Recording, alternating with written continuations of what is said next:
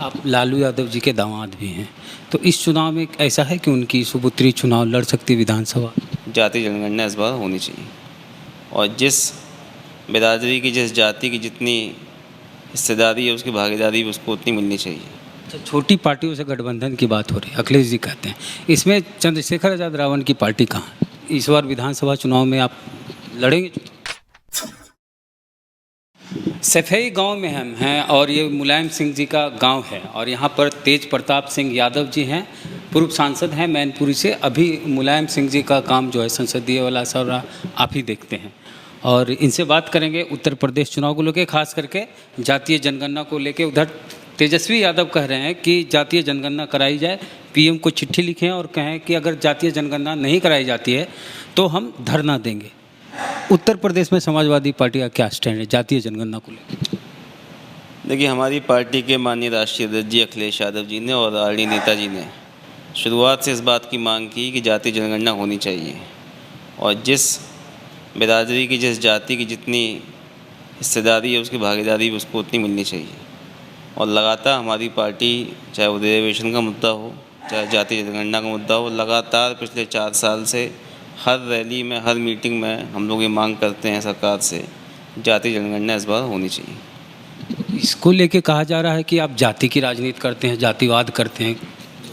देखिए, जाति की राजनीति नहीं, जब हमारे देश में जो जातियाँ जो पिछड़ चुकी हैं, जो मुख्य धारा से दूर हैं, चाहे वो राजनीतिक रूप में हो, चाहे वो आर्थिक रूप में हो, सामाजिक रूप में हो, उनको आगे लाने का कार्य हमेशा समाजवादी लोगों ने किया और इसी के तहत हमारी ये मांग है कि जातीय जनगणना हो, किस जाति की कितनी हिस्सेदारी है देश में, उसको योजनाओं का लाभ मिल सके, नौकरियों का लाभ मिल सके। ये तभी संभव होगा जब उनकी जाति की जनगणना हो। भाजपा की तरफ से तर्क दिया जाता है कि गरीबों की गिनती की जाए, गरीबी आधारित। गरीबों की भी गिनती की जाए, लेकिन उससे पहले जो है हमारी मांग है कि जातीय जनगणना भी की जाए। अच्छा, आप मैनपुरी से सांसद रहे, पिछली बार आप चुनाव नहीं लड़े, नेताजी ही चुनाव लड़े, क्या फिर से इस बार विधानसभा चुनाव में आप लड़ेंगे?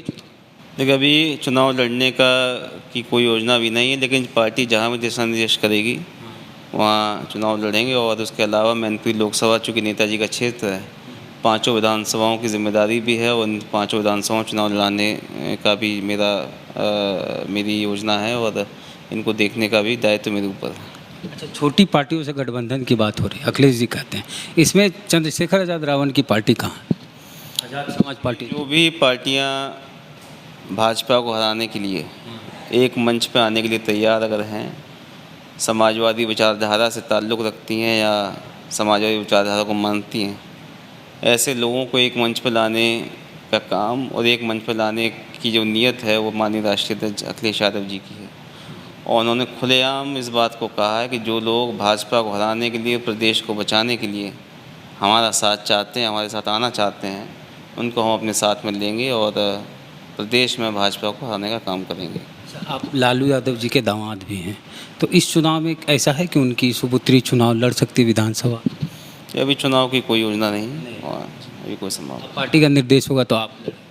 अगर पार्टी आदेश करेगी तो चुनाव लड़ेंगे, अन्यथा सभी सीटों पर जहाँ जहाँ पार्टी भेजेगी वहाँ प्रचार करके पार्टी के पक्ष में जो भी पार्टी के कैंडिडेट हैं उनको जिताने का काम करेंगे। मायावती जी बोले कि सिर्फ ओबीसी की गिनती होनी चाहिए, आप हर जाति की गिनती चाहते हैं कि आप भी सिर्फ ओबीसी की बात?